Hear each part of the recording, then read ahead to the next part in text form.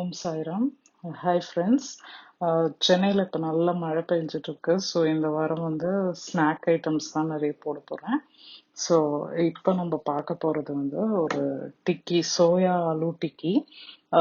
இது வந்து நான் சோயா வந்து 20 மினிட்ஸ் சுடு தண்ணியில் போட்டு வாஷ் பண்ணி நல்லா பிழிஞ்சு வச்சுருக்கேன். இது ஒரு கப் மெஷர் இருக்குது. அதுக்கப்புறம் நம்மளுக்கு வேண்டது 4 மீடியம் சைஸ் உருளைக்கிழங்கு இந்த மாதிரி வேக வச்சு வச்சுருக்கேன். அதுக்கப்புறம் 2 கேரட் வந்து ஃபைனாக சாப் பண்ணி வச்சுருக்கேன். அதுக்கப்புறம் கொஞ்சம் கொத்தமல்லி, அப்புறம் லெமன் வேணும். 1 கப் பிரெட் க்ரம்ஸும் வச்சுருக்கேன். அப்புறம் ட்ரை மசாலா வந்து நம்மளுக்கு தேவையானது கரம் மசாலா ஹாஃப் ஸ்பூன் மிளகாத்தூள், அப்புறம் 1 ஸ்பூன் தனியாத்தூள், கொஞ்சம் உப்பு, அதாவது 1 டீஸ்பூன் எடுத்திருக்கேன் உப்பு. டேஸ்ட் பண்ணிட்டு வேணும்னா கொஞ்சம் கூட ஆட் பண்ணிக்கலாம். இப்போ நமக்கு இன்னொரு இன்க்ரீடியன்ட் தேவை. இதில் வந்து 2 பச்சை மிளகா, ஒரு சின்ன பீஸ் இஞ்சியும் ஆட் பண்ணி ஃபர்ஸ்ட் ஒரு தடவை வந்து இதை அரைச்சிக்கோங்க, பிளெண்ட் பண்ணிடுங்க. கோர்ஸா பிளெண்ட் பண்ணா போதும். அதுல வந்து நான் அந்த லெஃப்ட் ஓவர் கொத்தமல்லி தண்டு எல்லாம் ஆட் பண்ணிக்கிறேன். ஸோ அதை நல்லா மிக்ஸ் பண்ணிட்டு அதுக்கப்புறம் நம்ம இந்த சோயா சங்க்ஸை போட்டு ஒரு இது சேர்ன் பண்ண மாதிரி எடுத்துக்கணும். அதாவது ஜஸ்ட் பிளெண்ட் பண்ணி பார்த்தீங்கன்னா இந்த மாதிரி ஃபைனாக ஆகிடும்.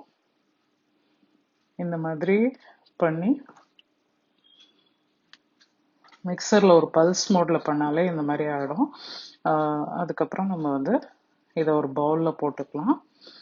2 போர்ஷனாக போட்டு இந்த மாதிரி பண்ணிக்கோங்க. அப்புறம் நம்ம பொட்டேட்டோ வந்து மேஷ் பண்ணியும் எடுத்துக்கலாம், இல்லைன்னா இந்த மாதிரி கிரேட் பண்ணி எடுத்துக்கலாம். இது பாயில்டு பொட்டேட்டோனால நல்லா மேஷ் பண்ணியும் எடுத்துக்கலாம். அதுக்கப்புறம் நான் வந்து இந்த கேரட்ஸை ஆட் பண்ணிக்கிறேன். நல்லா ஃபைனாக சாப் பண்ணியிருக்கேன், அதையும் ஆட் பண்ணிட்டேன் டைரெக்டாக. இந்த ட்ரை மசாலா எல்லாமே ஆட் பண்ணிக்கலாம்.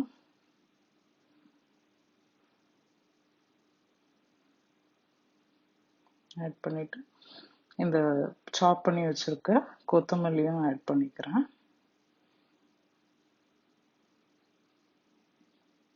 இப்போ பிரெட் க்ரம்ஸை ஆட் பண்ணிக்கிறேன்.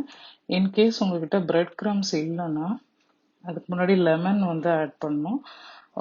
ஒரு பெரிய லெமனோட ஹாஃப் போர்ஷன் எடுத்திருக்கேன். அதை இப்படி ஸ்க்வீஸ் பண்ணிக்கோங்க. டேஸ்ட் பிடிச்சிருந்தா இன்னும் கொஞ்சம் கூட லெமன் ஆட் பண்ணிக்கோங்க. அதுக்கப்புறம் நான் ஆட் பண்ணிக்கிறது இந்த bread crumbs. In case bread crumbs இல்லைன்னா நீங்கள் வந்து கடலை மாவு இல்லைன்னா கார்ன்ஃப்ளவர் மாவு 1 கப் அளவுக்கு எடுத்துக்கலாம். இந்த சின்ன கப், அதாவது 50 கிராம்ஸ் கப் இருக்கு இல்லையா, அந்த சைஸ்க்கு எடுத்துக்கலாம். இப்போ நான் இதை எல்லாமே நல்லா மிக்ஸ் பண்ணிட்டேன். பிரெட் க்ரம்ஸ்லாம் போட்டிருக்கிறதுனால நல்லா டைட்டாக இருக்குது இந்த டவ், இந்த மாவு. ஜஸ்ட் நம்ம வந்து நல்லா ரவுண்ட் ஷேப் பண்ணிவிட்டு பால் மாதிரி பண்ணிவிட்டு நம்மளுக்கு தேவையான ஷேப்பில் வந்து இதை வந்து ஃப்ளாட்டன் பண்ணிக்கோங்க. கொஞ்சம் திக்காகவே இருக்கும் இந்த டிக்கி. ஸோ எல்லாமே இந்த மாதிரி சின்ன சின்ன டிக்கி மாதிரி பண்ணிக்கோங்க. ஸோ இப்போ நான் எல்லாமே ரோல் பண்ணி ஃப்ளாட்டன் பண்ணிட்டேன். நம்ம வந்து இது வந்து ஷாலோ ஃப்ரை தான் பண்ண போகிறோம். ஸோ ஒரு பேன் வச்சுருக்கேன், கொஞ்சமாக எண்ணெய் போட்டுக்கோங்க.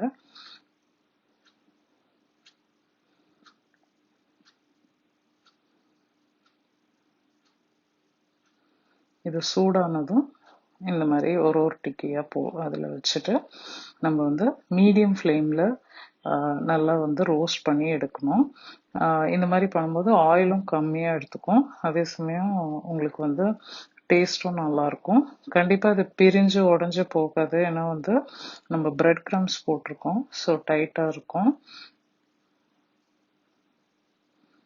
ஸோ இந்த மாதிரி ஒரு சைடு நல்லா ஆன உடனே நம்ம வந்து மெல்லமாக இந்த மாதிரி திருப்பி விட்டுக்கலாம். நல்லா ரோஸ்ட் ஆகிடும்.